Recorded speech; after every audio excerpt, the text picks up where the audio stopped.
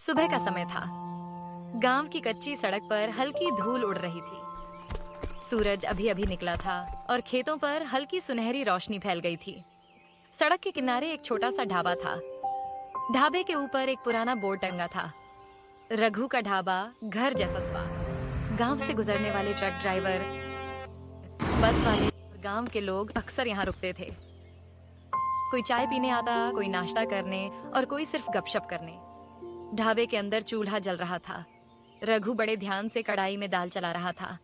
रघु ने आवाज लगाई, छोटू जरा प्लेटें साफ कर जल्दी। छोटू, जो करीब 12 साल का लड़का था, तुरंत बोला, हाँ भैया, अभी करता हूँ। उसी समय रसोई में रघु की पत्नी सीता आई। उसके हाथ में मसालों की छोटी कटोरी थी। सीता ने कहा, आज दाल में थोड़ा कम नमक डालना। कल मोहन ड्राइवर कह रहा था कि नमक थोड़ा ज्यादा था। रघु मुस्कुराया। अरे मोहन तो हर चीज में कमी निकालता है। तभी ढाबे के बाहर से आवाज आई, अरे रघु बेटा, एक कड़क चाय बना दे। यह आवाज थी रामू काका की, गांव के सबसे बुजुर्ग आदमी। रघु ने तुरंत जवाब दिया, अभी लाया काका। उधर गोपाल, जो रघु का बचपन का दोस्त था, सब्जियां काट रहा था। गोपाल बोला, आज तो लगता है भीड़ ज्यादा आएगी। रघु ने पूछा, क्यों? सुना है आज पास के शहर में मेला है, बहुत ट्रक और बसें निकलेंगी। रघु ने सिर हिलाया। फिर तो आज ढाबा खूब चलेगा। थोड़ी ही देर में ढाबा ग्राहकों से भर गया। मोहन ट्रक ड्राइवर भी आ गया। उसने आते ही जोर से कहा, रघु भाई, एक प्लेट गर्मा गर्म पराठे बना दे। सीता ने मुस्कुराकर कहा, अभी बनाती हूँ। रामू काका चाय पीते हुए बोले, देखो भाई, पूरे इलाके में अगर कहीं असली स्वाद मिलता है तो वो यही है। सब हंसने लगे। ढाबा सिर्फ खाने की जगह नहीं था, ये गांव का मिलने जुलने का अड्डा था। दोपहर तक ढाबा बहुत व्यस्त हो गया। छोटू प्लेटें धो धोकर थक गया था। भैया, आज तो हाथ ही टूट जाएंगे। रघु हंसते हुए बोला, मेहनत से डरोगे तो बड़े कैसे बनोगे? सीता ने छोटू को एक गिलास लस्सी दी। लो, थोड़ा आराम कर लो। छोटू खुश हो गया। शाम होने लगी। सूरज ढल रहा था और आसमान नारंगी रंग का हो गया था। तभी अचानक ढाबे के सामने एक कार आकर रुकी। गांव में ऐसी बड़ी गाड़ी बहुत कम दिखती। गाड़ी से एक आदमी उतरा। उसने महंगा सूट पहना हुआ था। उसका नाम था विक्रम। विक्रम धीरे धीरे ढाबे के अंदर आया और चारों तरफ देखने लगा। उसने कहा, एक चाय। सीता ने चाय बना दी। विक्रम चाय पीते पीते ढाबे को ध्यान से देख रहा था, जैसे वह किसी चीज का हिसाब लगा रहा हो। फिर उसने रघु से पूछा, ये ढाबा तुम्हारा है? रघु ने जवाब दिया। हाँ।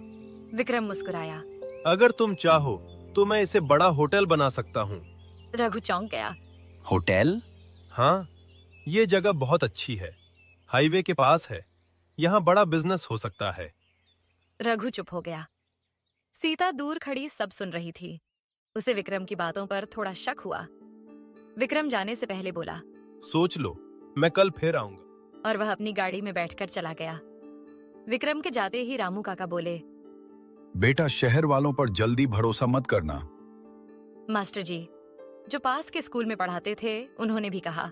हर चमकती चीज सोना नहीं होती। रघु सोच में पड़ गया।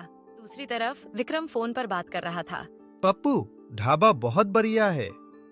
फोन के दूसरी तरफ से आवाज आई, ठीक है भाई, मैं देखता हूँ। पप्पू विक्रम का खास आदमी था। उस रात पप्पू चुपके चुपके ढाबे के आसपास घूमने लगा। वह जगह को ध्यान से देख रहा था। उसने खुद से कहा, ये जगह तो सोने की खान है।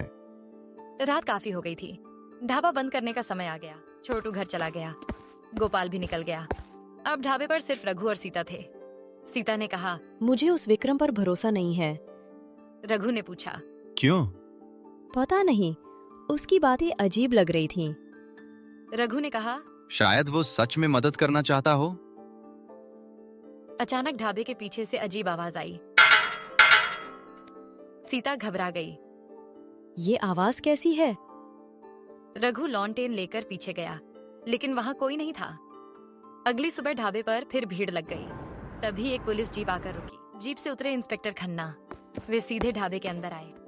उन्होंने पूछा, कल रात यहाँ कुछ हुआ था क्या? रघु ने कहा, नहीं, बस थोड़ी आवाज आई थी। खन्ना ने चारों तरफ नजर दौड़ाई। अगर कुछ भी अजीब लगे तो हमें बताना। शाम हो गई। ढाबा धीरे धीरे खाली हो गया। रघु शटर बंद करने जा रहा था, तभी पीछे से एक धीमी आवाज आई। अगर ढाबा बचाना है तो विक्रम से दूर रहना। रघु तुरंत मुड़ा, लेकिन वहां कोई नहीं था, सिर्फ हवा चल रही थी। रघु के दिल की धड़कन तेज हो गई। उसे समझ नहीं आ रहा था यह आवाज किसकी थी। उस रात रघु को बिल्कुल नींद नहीं आई। वह चारपाई पर लेटा छत को घूरता रहा।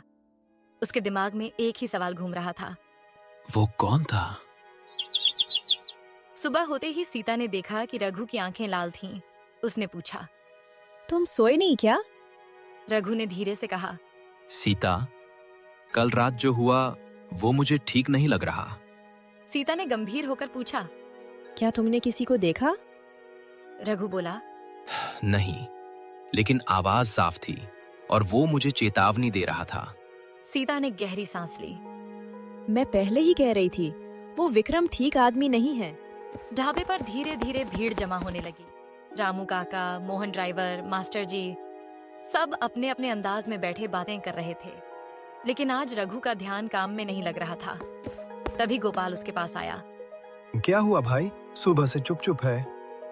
रघु ने थोड़ी देर उसे देखा, फिर बोला, गोपाल, अगर कोई तुम्हें छिपकर चेतावनी दे तो तुम क्या समझोगे? गोपाल थोड़ा घबरा गया, लेकिन उसने अपनी आवाज संभाली। मतलब कोई तुम्हारी भलाई चाहता है? रघु ने सिर हिलाया। उधर दूसरी तरफ विक्रम अपनी गाड़ी में बैठा फोन पर बात कर रहा था।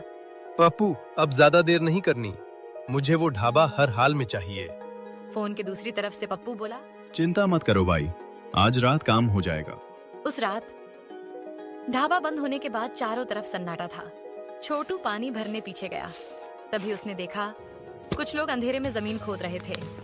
छोटू डर गया। उसने धीरे से कहा, कौन है? तभी एक आदमी उसकी तरफ बढ़ा। छोटू जोर से चिल्लाया और कर ढाबे के अंदर आ गया। वह हांफते हुए बोला, भैया, पीछे पीछे कुछ लोग हैं। रघु और गोपाल तुरंत बाहर दौड़े, लेकिन वहां कोई नहीं था, सिर्फ ताजी खोदी हुई मिट्टी पड़ी थी। अगली सुबह रघु इंस्पेक्टर खन्ना के पास गया। उसने कहा, सर, मुझे लगता है कोई ढाबे के पीछे कुछ कर रहा है। खन्ना ने ध्यान से सुना। उन्होंने कहा, ठीक है, हम नजर रखेंगे। उधर गांव में खबर फैल गई।